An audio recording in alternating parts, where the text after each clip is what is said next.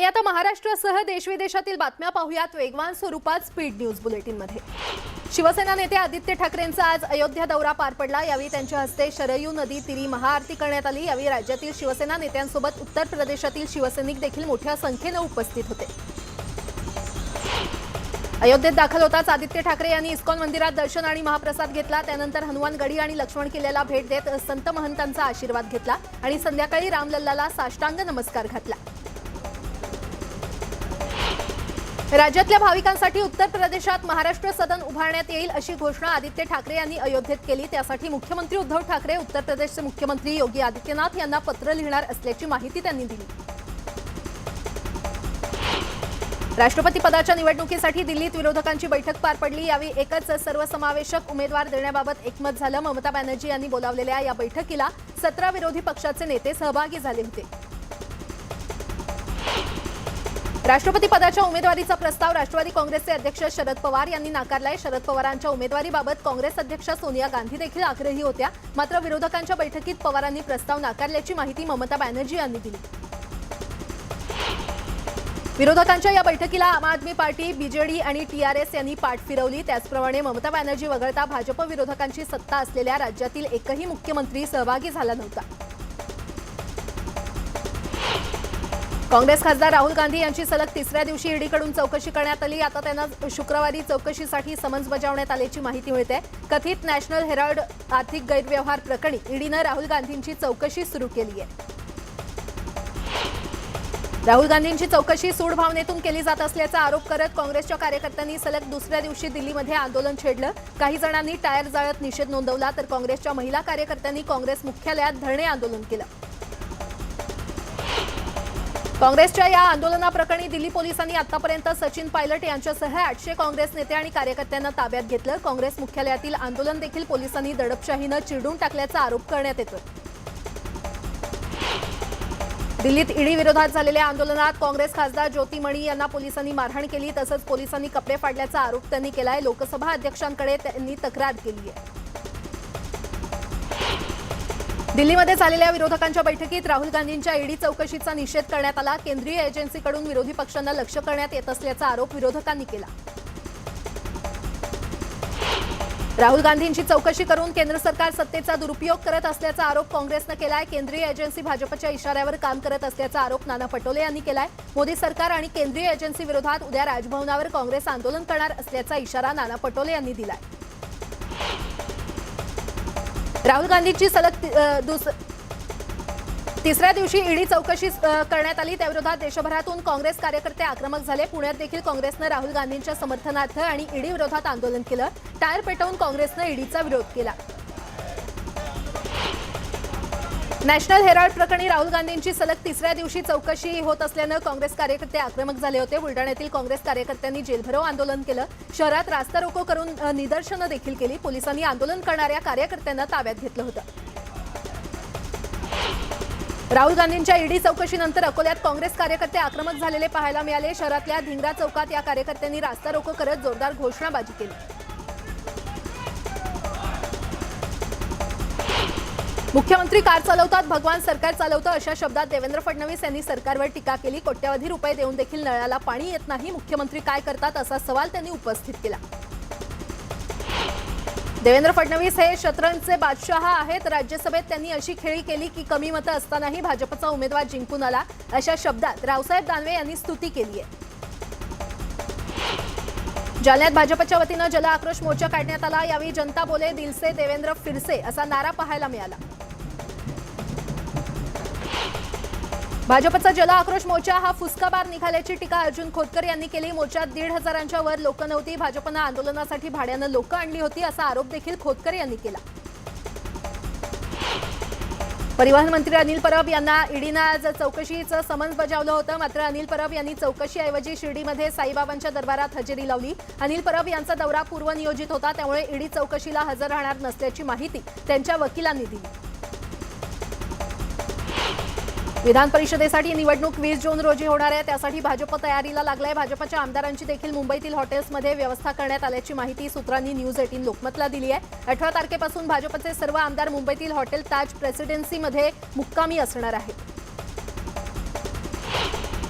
नागपूरमध्ये ईडीच्या कार्यालयाबाहेर आंदोलनावेळी काँग्रेस नेते शेख हुसेन यांनी पंतप्रधान नरेंद्र मोदी यांच्याबाबत वादग्रस्त वक्तव्य केलं। या प्रकरणी भाजप नेत्यांच्या तक्रारीवरून हुसेन यांच्यावर गुन्हा दाखल करण्यात आलाय, तर शेख हुसेन हे अजूनही त्यांच्या वक्तव्यावर ठाम आहेत।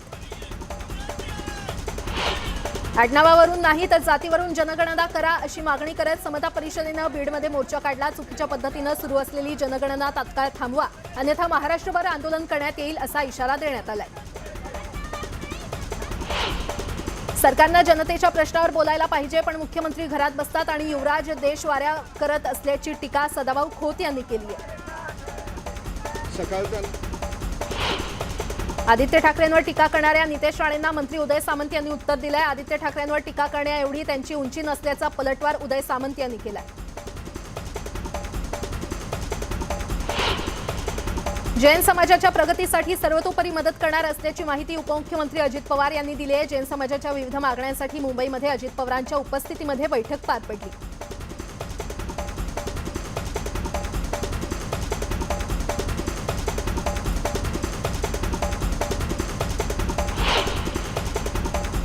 मुंबई महापालिकेचा भोंगळ कारभार पुन्हा एकदा उघडकीस आलाय। 7 दिवसांपूर्वीच वाहतुकीसाठी सुरू करण्यात आलेल्या सिमेंटच्या रस्त्याला भेगा पडल्यात। शिवाजी पार्क परिसरातील सिमेंटच्या रस्त्याला भेगा पडल्यात। यंदा पंढरपूर यात्रेसाठी एसटी महामंडळ 4700 ज्यादा विशेष बस गाड्या सोडणार आहेत, अशी घोषणा परिवहन मंत्री अनिल परब यांनी केली आहे। आषाढी यात्रेसाठी ज्यादा बसेस 6 ते 14 जुलै दरम्यान धावणार आहेत। केंद्रीय मंत्री नारायण राणे यांनी पेट्रोलियम मंत्र्यांना पत्र लिहिलंय। रिफायनरी प्रकल्पाचं काम मार्गी लावण्यासाठी लवकरात लवकर हालचाली व्हाव्यात अशी मागणी त्यांनी या पत्रात केली आहे। राजापुरातील विल्हे आणि आसपासच्या गावच्या रिफायनरी समर्थक संघटनेकडून अप्पर जिल्हाधिकाऱ्यांना निवेदन देण्यात आलं। नाणार, दत्तवाडी आणि पाळेकरवाडी ही गावं वगळून 8000 एकरची जमीन घेण्याचं संमतीपत्र सोपवण्यात आलं।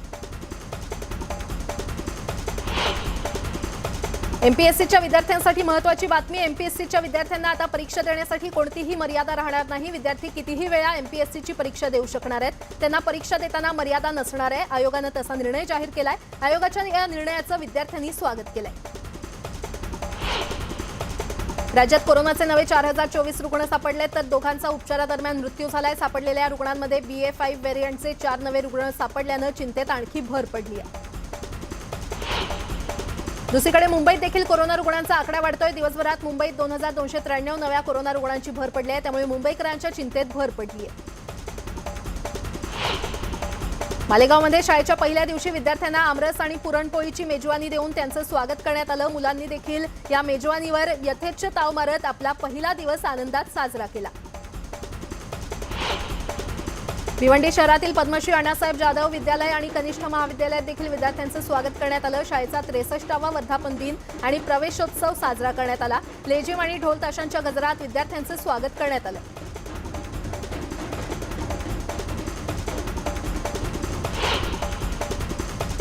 पावसाच्या आगमनानंतर अमरावती जिल्ह्यातील शेतकरी वर्गामध्ये आनंदाचं वातावरण दिसून येत आहे। पेरणीच्या वेळेवर धावपळ होऊ नये यासाठी अमरावती जिल्ह्यातील पळसखेड गावात शेतकरी सोयाबीनच्या बियाण्यावर मोठ्या प्रमाणात मशीनच्या सहाय्यानं बीज प्रक्रिया करतायत।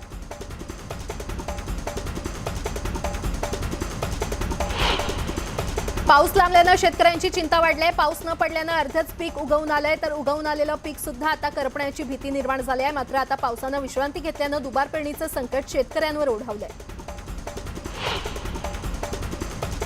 जळगावातील ग्रामीण भागात गेल्या आठवड्यात तुफान पाऊस झाला होता, त्यामुळे शेतकऱ्यांनी कपाशी आणि सोयाबीनची पेरणी केली। मात्र आठवड्याभरापासून पावसानं विश्रांती घेतली, त्यामुळे दुबार पेरणीचं संकट शेतकऱ्यांवर ओढावलंय। एटीएम कार्डची हेराफेरी करून लाखो रुपये चोरणाऱ्या चोरट्याला पोलिसांनी बेड्या ठोकल्यात। दीपक झा असं आरोपीचं नाव आहे। त्याच्याकडून विविध बँकेचे 37 एटीएम आरोपीकडून जप्त करण्यात आले। गोंदियात ट्रकनं एका ट्रॅक्टरला जोरदार धडक दिली। यात एक जण जागीच ठार झालाय, तर इतर 5 जण जखमी झालेत। अपघातानंतर संतप्त नागरिकांनी ट्रकला आग लावली। बुलढाण्यातील देऊळगाव साखरशा गावाजवळ गायींना घेऊन जाणारा ट्रक पेटवून देण्यात आला। या ट्रकमध्ये 20 ते 25 गायी कोंबून नेल्या जात होत्या। नागरिकांनी त्या गायींची सुटका करत ट्रक पेटवून दिला। कोल्हापूरच्या भेंडवडेतील डॉक्टर अशोक देसाई यांना पंजाब राज्याची मासिक DR 200 लॉटरी लागलेली आहे। या लॉटरीचं पहिलं बक्षीस म्हणून डॉक्टर देसाईंना 1.20 कोटींची रोख रक्कम मिळाली आहे। मुंबईतल्या वाडी बंदर यार्डात रेल्वेचं फुलपाखरू उद्यान आकाराला येतंय. गो शून्य या एनजीओच्या समन्वयानं डम्पिंग ग्राउंडचा कायापालट करून फुलपाखरूंना आकर्षित करण्यासाठी विशिष्ट प्रजातीच्या फुलांच्या सुंदर बागेमध्ये रूपांतरित केलं जातंय. देशातील सर्वात मोठं फुलपाखरू कोल्हापूरच्या राधानगरी अभयारण्यामध्ये आढळून आलेलं आहे. सदर्न बर्ड विंग या प्रकारातील हे फुलपाखरू आहे. त्याचा आकार 140 ते 190 मिलीमीटर इतका आहे. हे फुलपाखरू काळसर रंगाचं असून पंख सोनेरी आहे. कोल्हापुरातील कौलवमध्ये बेंदूर सणाचा उत्साह पाहायला मिळतोय. हत्ती, घोडे, उंट याच्यासह भव्य अशी मिरवणूक गावात काढण्यात आली. तसंच सजवलेल्या बैलांची मिरवणूक देखील काढण्यात आली.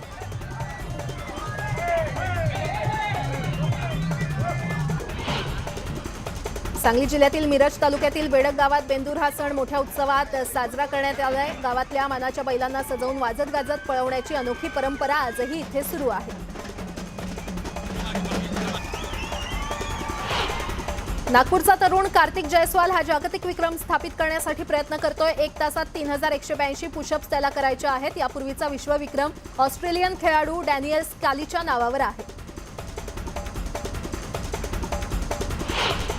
अमळनेरमधून संत सखाराम महाराजांच्या पालखीनं पंढरपूरकडे प्रस्थान झालं. दिंडी रवाना झाल्यानं वारकऱ्यांमध्ये आनंदाचं वातावरण आहे. पुढील 24 दिवस वारकरी पायी चालून 550 किलोमीटरचं अंतर कापणार आहेत.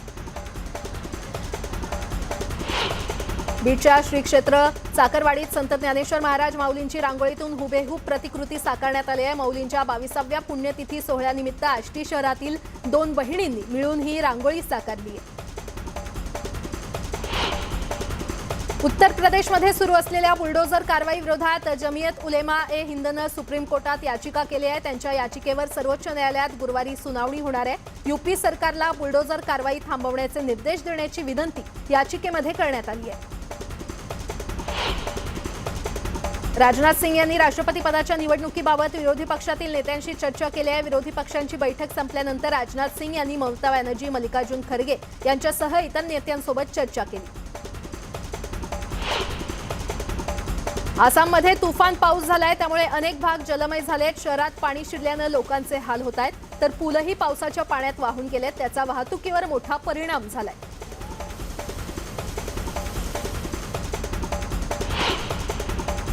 आसाम राज्याला पावसानं झोडपून काढलंय. त्यामुळे अनेक भागात पूर आलाय. गुवाहाटीमध्ये पुराच्या पाण्यातून हत्ती मार्ग काढत असल्याचा व्हिडिओ समोर आलाय.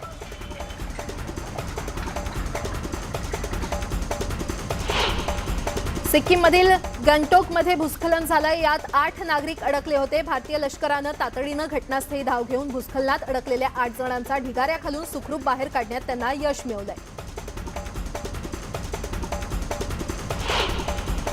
इंटरनेट एक्सप्लोरर हे वेब ब्राउझर आजपासून जगाचा निरोप घेत आहे.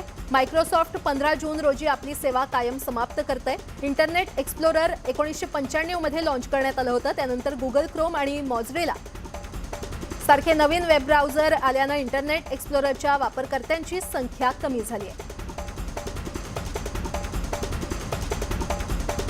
ब्रेकनंतर आपलं पुन्हा एकदा स्वागत आणि आता उर्वरित बातम्या पाहूयात वेगवान स्वरूपात.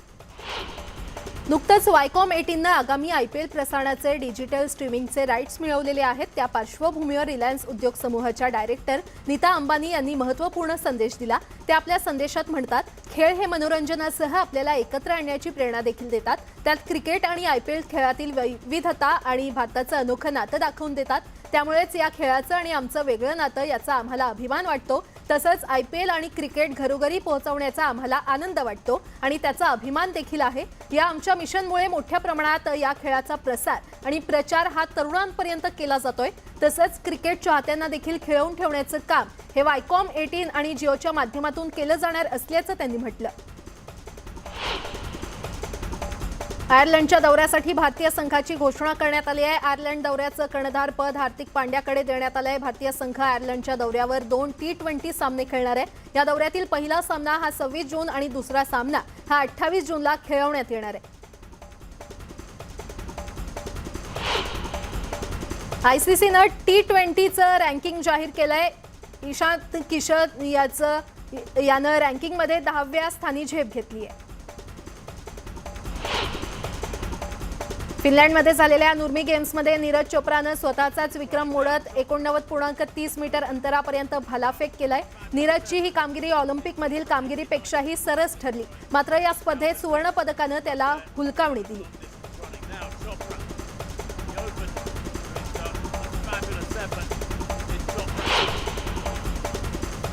जगप्रसिद्ध कोरियन पॉप बँडनं काही वेळासाठी ब्रेक घेण्याची घोषणा केली आहे. 9 वर्ष 7 जणांनी एकत्र काम केल्यानंतर आता बँडमधील सगळे मेंबर्स आपल्या पर्सनल करिअरवर लक्ष केंद्रित करणार आहेत. मात्र यामुळे दक्षिण कोरियाच्या अर्थव्यवस्थेसह ग्रुपच्या मॅनेजमेंट कंपनीला देखील नुकसान होणार आहे.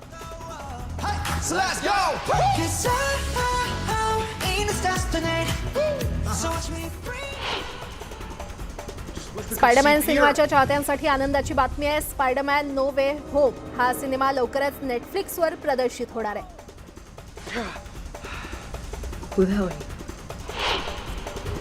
सर्वाधिक लोकप्रिय वेब सिरीज स्क्विड गेम या दक्षिण कोरियन सिरीजचा लवकरच दुसरा सीझन रिलीज होणार आहे. मात्र आता नुकतीच नेटफ्लिक्सनं एक घोषणा केली आहे. नेटफ्लिक्सचा स्क्विड गेम द चॅलेंज हा नवा शो लवकरच प्रेक्षकांच्या भेटीला येणार आहे.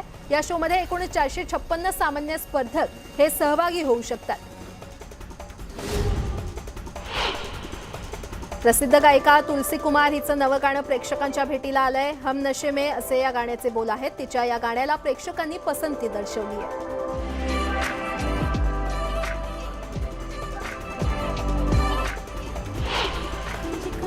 प्रसिद्ध अभिनेत्री आणि मॉडेल उर्वशी राऊतेला हिचं तामिळ भाषेतलं पहिलं गाणं रिलीज झालंय. त्याची माहिती उर्वशीनं आपल्या सोशल मीडिया अकाउंटवरून दिली आहे. विशेष म्हणजे दिवंगत गायक केकेनं गायलेलं हे शेवटचं गाणं असल्यामुळे चाहत्यांनी या गाण्याला पसंती दर्शवली आहे.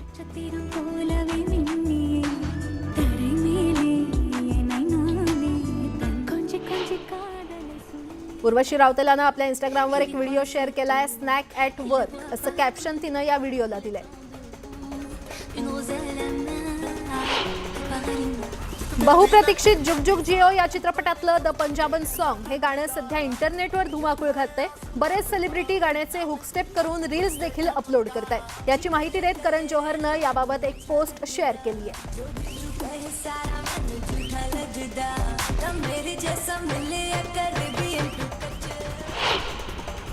सोशल मीडियावर एका अस्वलाचा व्हिडिओ व्हायरल होतोय. त्यात हे अस्वल जंगलातून जाणाऱ्या रस्त्यावरील गाडीच्या चालकाला हायफाय करताना दिसते.